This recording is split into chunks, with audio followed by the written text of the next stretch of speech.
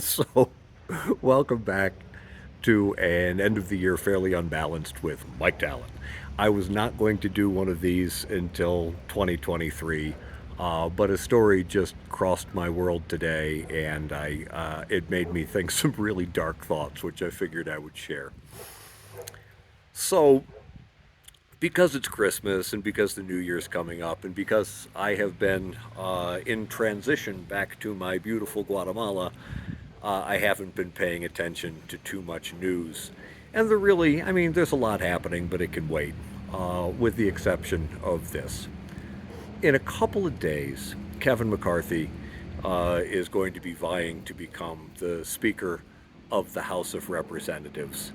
And you all know the basic lay of the land.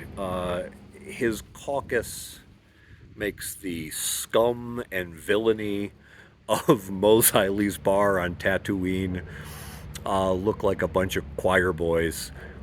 They are reptilian hearted, broken souled worms. Uh, and the main characters, there's Jim Jordan, a man as blind to sexual assault as Sergeant Schultz was to Hogan's antics. You have Matt Gaetz, who really kind of looks like similar to how Athena sprung from the head of Zeus. It is as if he was born from a television showing Beavis and Butthead in 1994. And then there's Marjorie Taylor Greene, who is the closest thing to a World Wrestling Federation power heel that Congress has seen in a good long time, and Lauren Boebert, and the rest of them. But so he's trying to wrangle these fools into a relevant coalition that will empower him. Some are fighting against him, like Gates. Some are supporting him, like Marjorie Taylor Greene. But into this picture walks a new character from an unlikely place, from Queens, New York.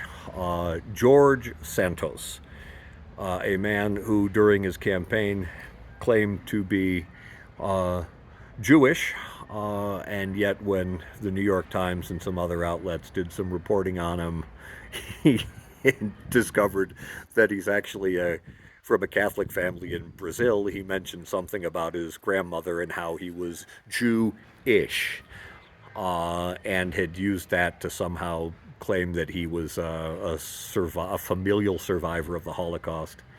Uh, he he seems to have lied about absolutely everything on his record.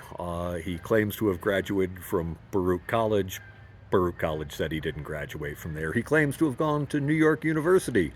New York University has no record of him. He claims to have worked for Citigroup. Citigroup never employed him. He claims to have worked for Goldman Sachs. Goldman Sachs has never heard his name. He claims to have started a philanthropy called the United Friends of Pets or something like this. I can't remember the exact title. And he held one fundraiser, but then all the money disappeared. He was broke a couple of years ago. Now he's a millionaire. And all of this has come out, and it's become pretty obvious that the guy is going to be facing an ethics investigation, and if he's going to be seated in Congress at all. But it made me think about poor Kevin McCarthy, and it made me think about uh, it made me think about some friends I have in some different communities, who were explaining to me some of the lifestyle choices that are made in certain communities. And there was a conversation I was having recently with a friend uh, who tends to dabble in the BDSM world. And this friend was explaining to me that there is a particular type of submissive in these relationships whose kink is degradation.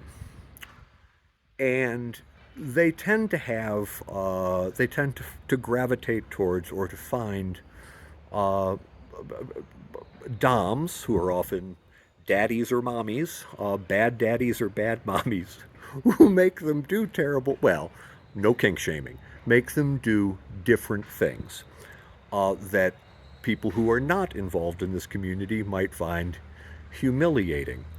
And for each of these acts, the degradation submissive eventually gets a reward, uh, normally in the form of some kind of pleasure.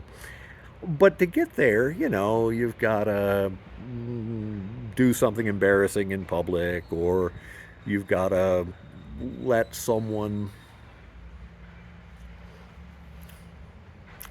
release some, some stream of something or other onto you while you are groveling for their pleasure or their benefit. It's not my world. I just report what I'm told by friends, and it just struck me that Kevin McCarthy really seems like he is in a relationship with fate that is a very, very, very bad daddy. It's put him right at the cusp of having this thing that this reward that he has wanted his whole life, this power.